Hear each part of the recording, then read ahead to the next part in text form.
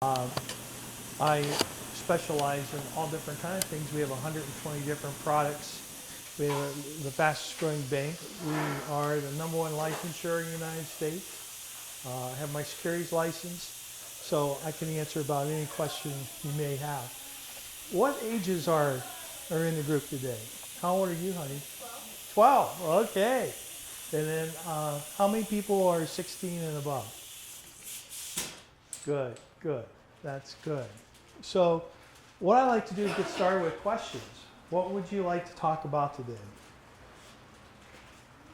Basic foundation of Pardon me? insurance. Basic foundation of insurance. Basic foundation of insurance. I can do that. Anything else? I have a question. Yes. I know some of my kids have had questions. Since they're just getting ready to drive, they have questions like, does the color of the car matter? Like the engine, all those. What are the factors on determining what their rates will be? Like, why are boys more expensive than girls? When does that cut off? Very good. Very good. Yeah, yeah. Any more questions? Okay, that's good. Well, if you think of some more questions, don't hesitate to step in.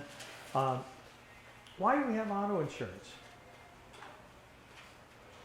It's expensive if you get into a car accident to pay for to get your car fixed, or if it's totaled, you have to replace your car so you can get back in line.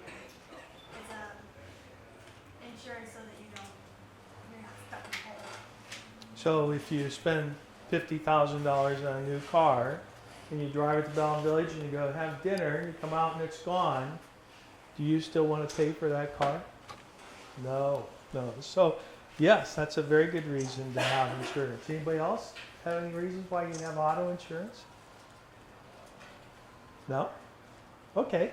Well, the number one reason, the most important thing about insurance is liability.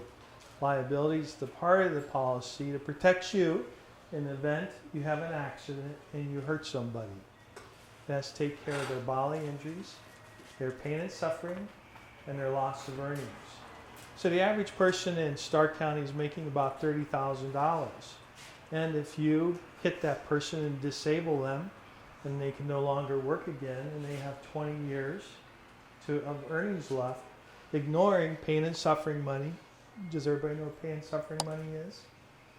That's if you are laid up at home and you can't work and your back's broken or you have a broken neck and you're in pain for months and months, or maybe you're going to have an illness that's the rest of your life, that's compensation for your pain and suffering.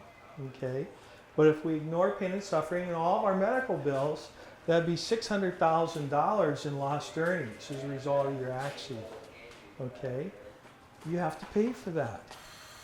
That comes out of the liability section of the policy. And what's really important to remember is until you're on your own, until you're 21 years of age, anything you do in your mom and dad's car, 18 and under, they're responsible for it. So if you have an accident and you hurt somebody very badly, your mom and dad could suffer the rest of their life because of that accident. Okay, so liability is really, really important. It generally has three numbers with most companies. There'll be a number per person, a number per accident for everybody that's hurt, and a number for property damage. Property damage is damage done to the other car, telephone pole, guard railing, whatever you may come in contact with. I think my clients have hit everything. Tombstones, houses, everything. I hit a sign, so I can tell you. Yeah. What affects the price of insurance? Just about everything. I mean, today, the only organization that collects more data than State Farm in the entire United States is the U.S. government. From your name, your address, and your birthday, State Farm can collect 97 pieces of information about each person. And what our goal is to get so good with all this data that we create rates specific to each person that's driving. So if there's a husband and wife in the household and they buy the identical car, they will have different rates because of all the different data we can collect and predict on who's going to have an accident and who isn't. Why are boys more expensive than girls? Can anybody answer that question? No? Who has more accidents? Well, no, that's not true.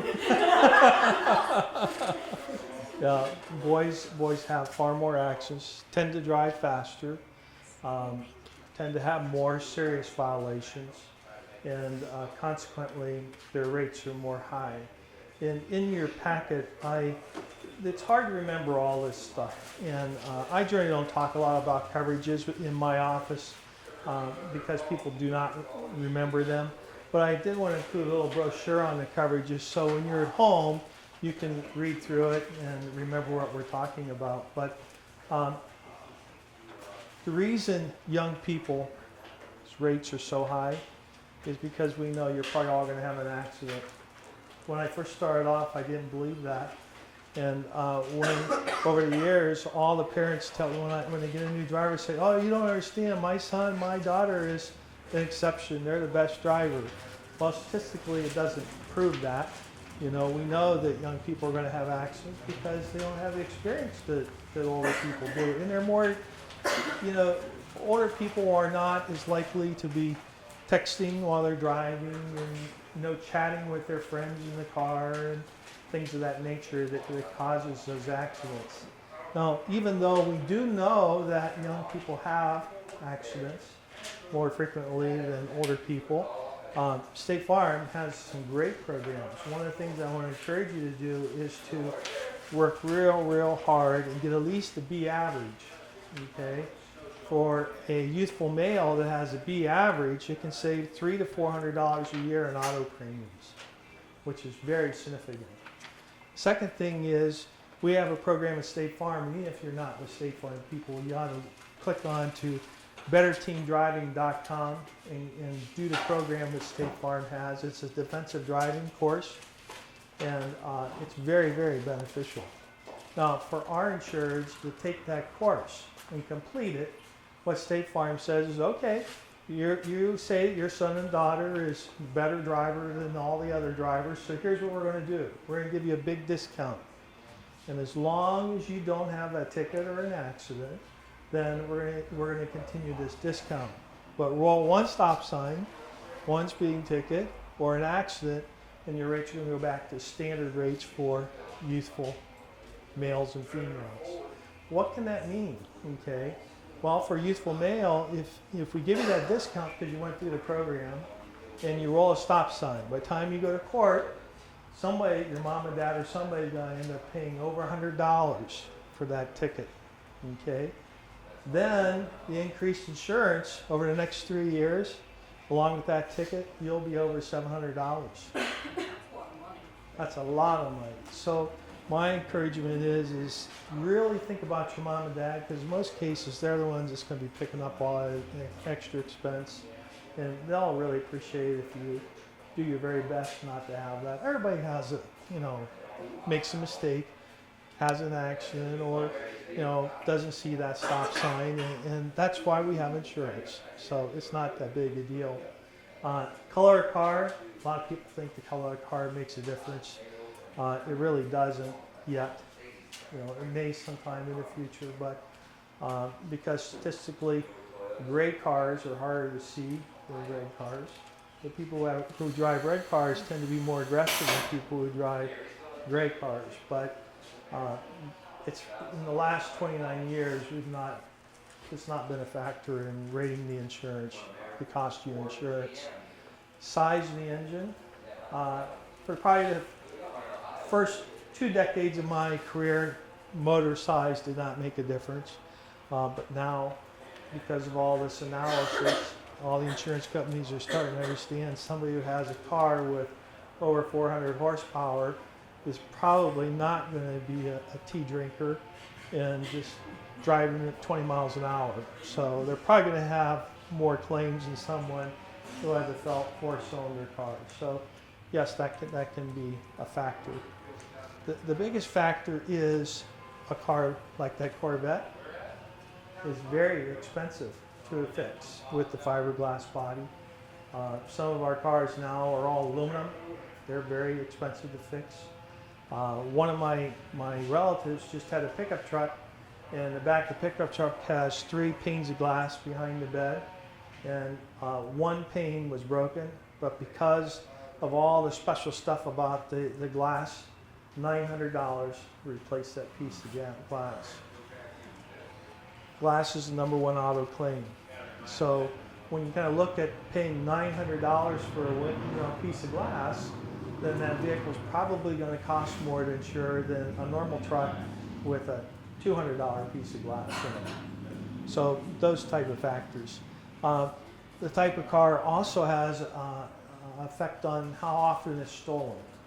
Okay, we might think that the Corvette would be stolen a lot, but sometimes the cars that are stolen more frequently are very common cars, like a Honda Accord, because if you strip down a Honda Accord, it's easier to move the parts, keep moving quicker than a Corvette.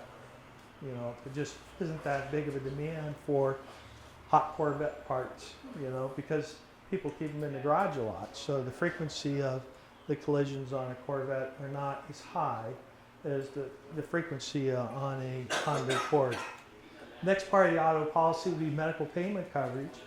Medical payment coverage is very important because today, through Obamacare, your parents' health insurance has become extremely expensive, and most people today have a $5,000 or $7,000 initial deductible before their policy kicks in. Now, some parents still are working with companies that have old systems and they still have great initial deductibles, but the bulk of America is looking at a $5,000 deductible. So when you have an accident, and one of the spin-offs of this Obama problem is that auto insurance policies have become the primary policy anytime there's an injury. In other words, your parents' policies will not kick in until the auto policy is exhausted, where if the accident was your fault or not. So it's kind of double insurance. So if your policy is exhausted at $1,000, then your personal insurance will kick in after the $1,000. If you have $10,000, it won't kick in until after the $10,000. If you have $100,000 with me, your personal insurance will not kick in until we've spent $100,000. So that's kind of an issue because what will eventually happen is going to drive up the cost of medical coverage on the auto policy. If you have an accident, the second thing that's in the bag is an accident guide. Now this is really, really, really important. And if your parents do not have something like this in their glove compartment, make copies of it and put it in each vehicle. I can't tell you over my career how many times I get a phone call and somebody's had an accident and they can't tell me the name of the driver they hit. They can't tell me a phone number. They can't tell me the address.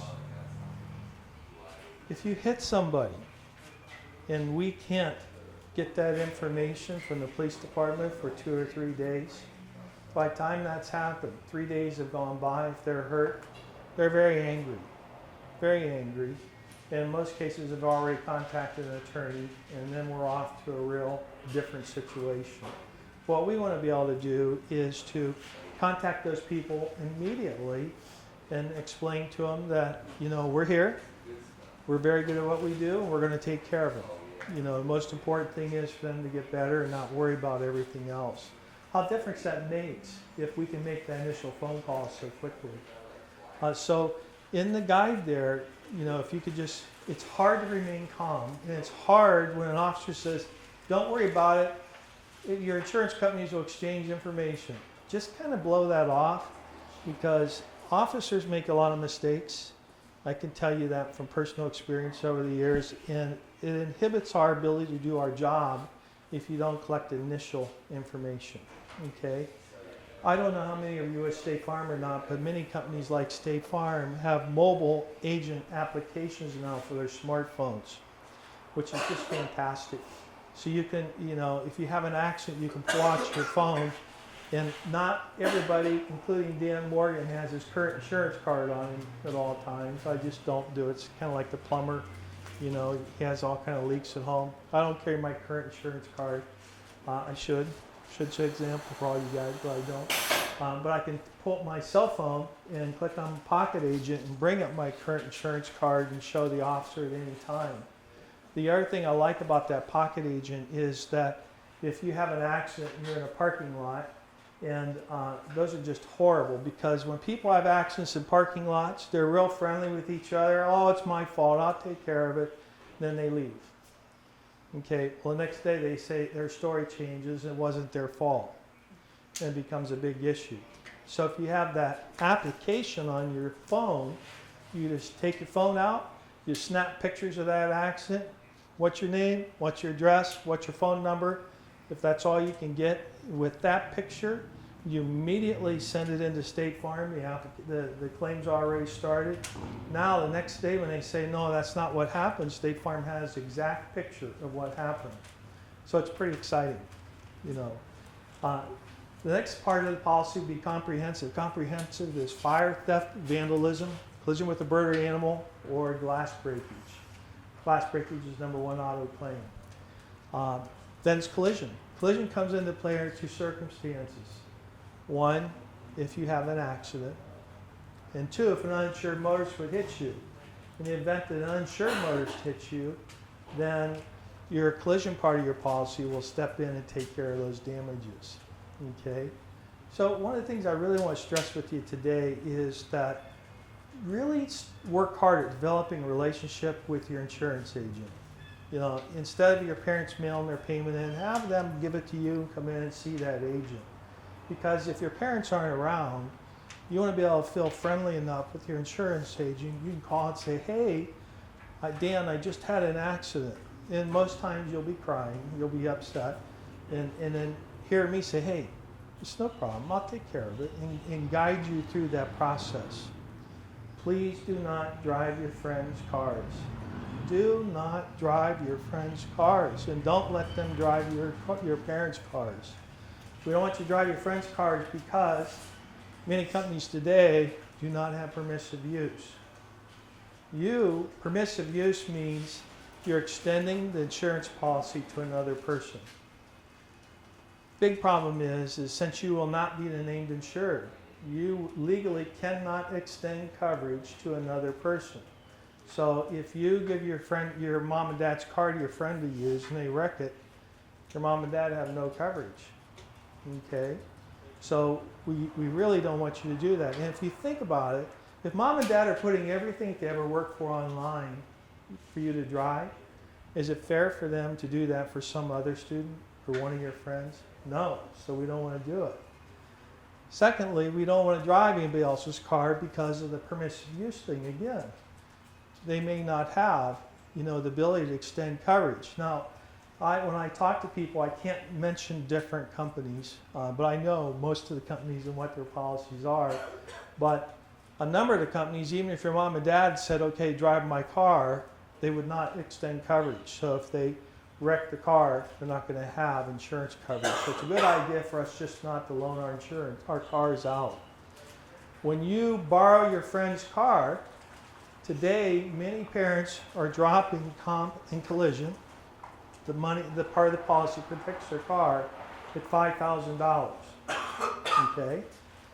So if your mom and dad did that and you wrecked the car, would they be happy with you?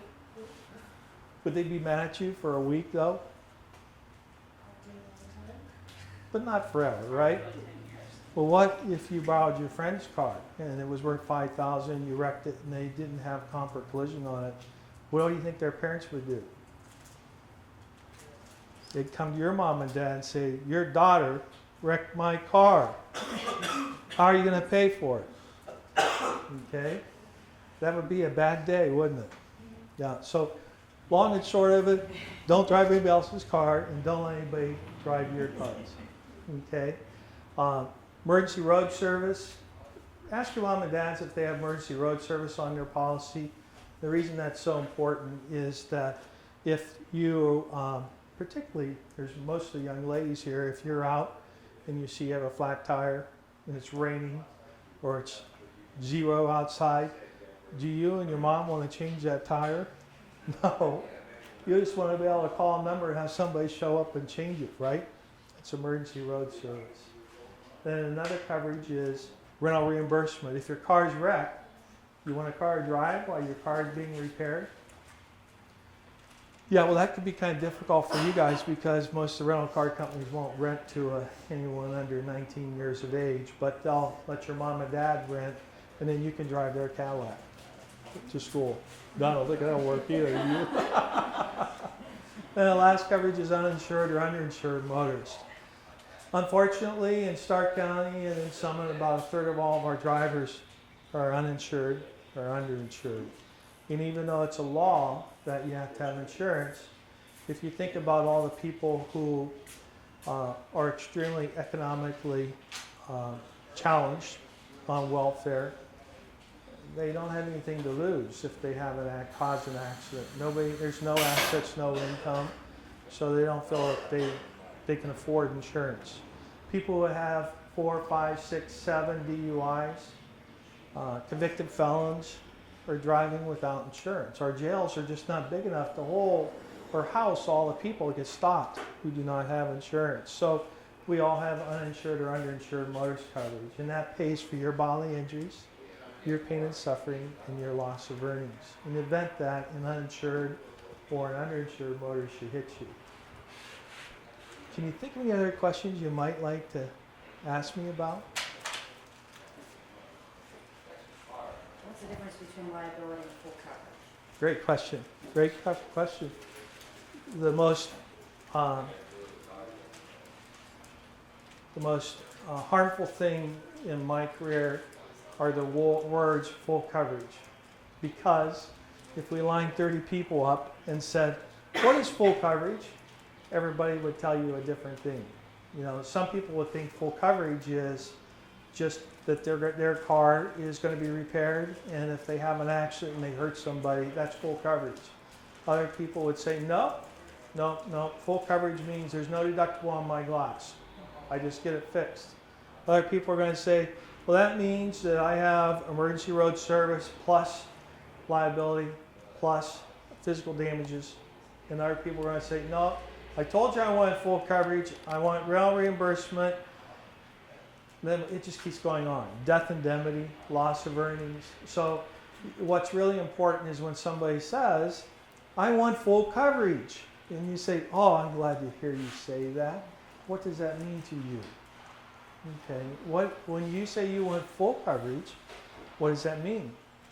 Okay, because if I just give everybody everything that we have, I probably would not be too competitive, and our clients would not remember how wonderful their policy was. And next time somebody called their house, they wouldn't remember all these coverages, and they just would think we were overpriced. So the answer to your question would be just liability only protects you in the event you hurt somebody and you cause damage to property or another person. Anything else is technically full coverage. It's just you have to really hone in on what that person wants. And what's really difficult is when people start saying, I want this on this car, I want this on this car, I want this on that car, and they have 4 or 5 cars in the household, and they want different limits of liability on them all. That's horrible for me, because even though we try and talk them out of doing that, they won't do it. But then when they have an accident, oh no, I told you to do this, why didn't you put all the same limits of liability on the cars? So we have to document files and records. I create notes that last 10 years. And if they send me things that I know are potentially libelous, I copy them and burn them in their records. They'll be there forever, because people forget. It's not that they're bad people, it's just that the way they felt in that day is not the way they feel when they have their accident. It's totally different. Very good question. Any other questions? Well, I'm sorry, guys. I'm going to stay on this only because I don't understand it. And if I don't understand it, I'm sure you guys don't. Is it good for teenagers to have just liability? Is it good for teenagers just to have liability? I'm not too concerned about teenagers because mom and dad's responsible for everything the teenagers do. So my answer would be that I'm really concerned about the parents' coverage, because if I take care of the parents, the youth will be taken care of. Maybe we better get back to price. Yeah. Okay? Because if the policy only costs $200, would you care if I covered the car and liability and put loss of earnings and everything else on it? No. It's based on price, how many children you have, how many cars you have, and what is the value of each of the cars. So what I try and do is I take a look at your cars, and then I'll look at what is the value of that car and what's going to cost you for comp and collision coverage and your deductible. Okay, because you got a $2,000 car and comp and collision is, say, $800 a year. Okay, in 2 years you have $1,600, and if you have a $500 deductible, we've now spent more in comp and collision and deductible than what the car is worth. So what I try to do is actively manage risk and then have conversations with parents about that and say, are you sure you want to do that? You know, and I even do that with people who do not have children, because for some reason they get emotionally attached to things and they don't look at it as dollars. So I'll look at it and say, you know, your car is now 21 years old. Do you really think it's a good idea to be carrying a $100 deductible on collision? You know, probably not. You know, but it's still their comfort level and their rights. So all we can do is really make suggestions, and we try and do that, and then it's up to them. But so the answer to your question is, depends. It depends on the value of the car, how many people you have in the household. My goal as your insurance agent is to make this insurance part of the pie, the financial pie, as small as possible.